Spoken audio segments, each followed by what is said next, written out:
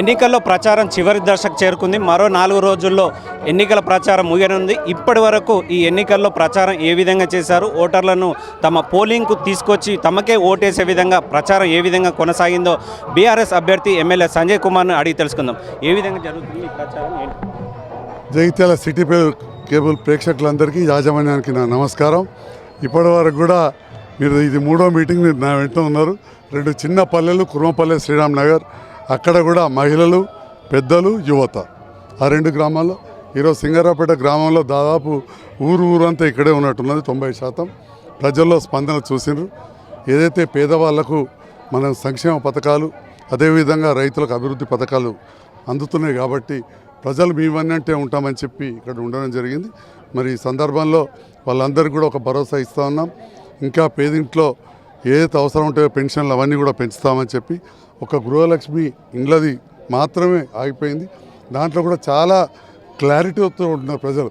ఎందుకంటే కాంగ్రెస్ హయాంలో మొత్తం మంది కట్టించుంటే ఇవాళ మమ్మల్ని ఎందుకు అడుగుతారు?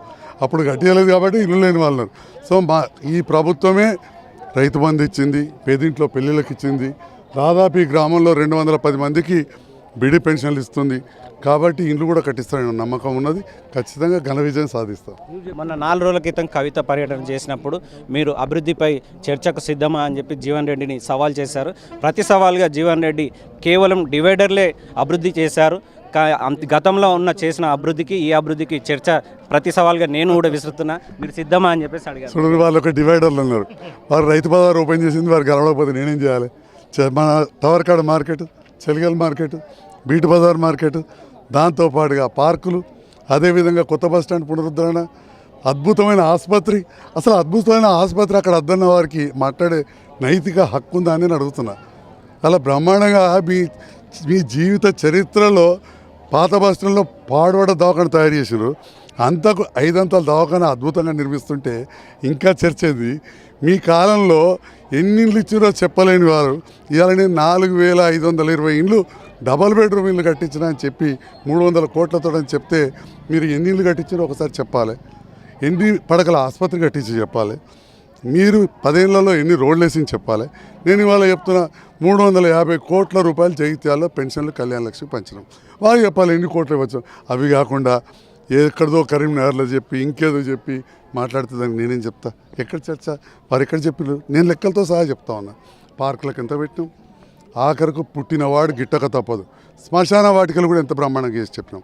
చెరువులు ఎంత మంచిగా చేసినవి చెప్పినాం. కరెంటు స్తంభాలు ఎన్ని ఉండే జగిత్యాల్లో? 6500 ఉండే. తర్వాత మేము 3000 స్తంభాలు వేసినాం. అంటే కరెంట్ వచ్చిన నాటికెళ్ళి మీరు వేసినాయి 6000, ఈ 6 ఏళ్ళలో మేము వేసినాయి 3000. అంటే ఈ రకంగా నేను చాలా స్పష్టంగా చెప్తాను. వారు కూడా ఆ రకంగా స్పష్టంగా చెప్పాలి పెద్దలు. బీజేపీ అభ్యర్థి బోగస్ రావని కేంద్రం ఇచ్చిన నిధులతోనే జగిత్యాల జిల్లాలో అభివృద్ధి చెందిందే తప్ప రాష్ట్రంతో ఎట్లాంటి అభివృద్ధి చెందాలి అని విమర్శలు చేస్తున్నారు. మీరేమంటారు? కేంద్రం ఎక్కడి నుంచి ఇస్తాయని? నువ్వు కొనే సబ్బు మీద జిఎస్టీయే, ఉప్పు మీద జిఎస్టీయే, నూనె మీద జిఎస్టీయే, ఆఖరకు పాల ప్యాకెట్ కొనుకొచ్చుకుంటే మా ఆడబిడ్డలు దాని మీద పన్ను. బీజేపీ ప్రభుత్వం బీడీ కార్మిక వ్యవస్థ మొత్తం కుంటుపడుతుందని చెప్పి కేసీఆర్ గారు 2016 పెన్షన్ ఇస్తే మీరు బీడీ టేకేదారులను అడగండి, బీడీ సెటిల్ అడగండి. దాని మీద కూడా 5% జిఎస్టీ ఇచ్చి అందులోకెళ్ళి చారణ పంపి మాయి అంటే చెప్పుకోవడానికి అర్థం ఉండాలి. దాని గురించి నేను మాట్లాడదలుచుకోవాలి. ఇంతకంటే ఎక్కువ చివరిగా ఓటర్లను మీ పోలింగ్ బూత్కి వచ్చి మీకు ఓటు వేసేందుకు ఏం చెప్పబోతారు? ఇంతకుముందు చెప్పినప్పుడు మీరు ఉన్నారు కావచ్చు. పేదింటి ఆడపిల్లలో పెళ్ళైనప్పటి దగ్గర నుంచి పెడితే, గర్భవతి నుంచి, ప్రసూతి నుంచి, స్కూల్కి అయినప్పటి నుంచి మళ్ళీ ముసలిల వరకు కూడా ఈ ప్రభుత్వం అన్ని వర్గాలు రాసుకుంటుంది. ఊర్లో హనుమంతుని గుడి లేని ఊరు ఉండదు. కేసీఆర్ పథకం రాని ఇల్లు లేదు. కాబట్టి తిన్న సొమ్ము ఎన్నడూ కూడా మరవరు. అలా ఆడబిడ్డలు, రైతులు ఎన్నడూ కూడా తిన్నింటి వాసాలు లెక్క పెట్టేవాళ్ళు కాదు. విశ్వాసంగా ఉంటారు. పెళ్ళికి వచ్చి ఒక 100 రూపాయలు కట్నం పెడితే మారు కట్నం పెడతారు మళ్ళీ పోయి. అటువంటిది 1,116 ఇచ్చినాక ఎన్నడన్నా అన్యాయం చేస్తారా? మా 207 మంది బీడీ కార్మికుల అక్క చెల్లెళ్లకు నెలకు 2000 చొప్పున, మొదట్లో 1000, ఇప్పుడు 2000 చొప్పున. ఏ బ్యాంకులో పెట్టినా 2 లక్షల చొప్పున వచ్చినాయి. వాళ్ళు మారు కట్నంగా నాకు ఓటేరా కారు గుర్తు మీద? ఖచ్చితంగా వేస్తాను, నేను గెలుస్తాను. తమ ప్రభుత్వ పథకాలే తమల్ని విజయం సాధిస్తుందని చెప్పేసి ఎమ్మెల్యే సంజయ్ కుమార్ బీఆర్ఎస్ అభ్యర్థి ధీమా వ్యక్తం చేస్తున్నారు. Jagtial city cable news.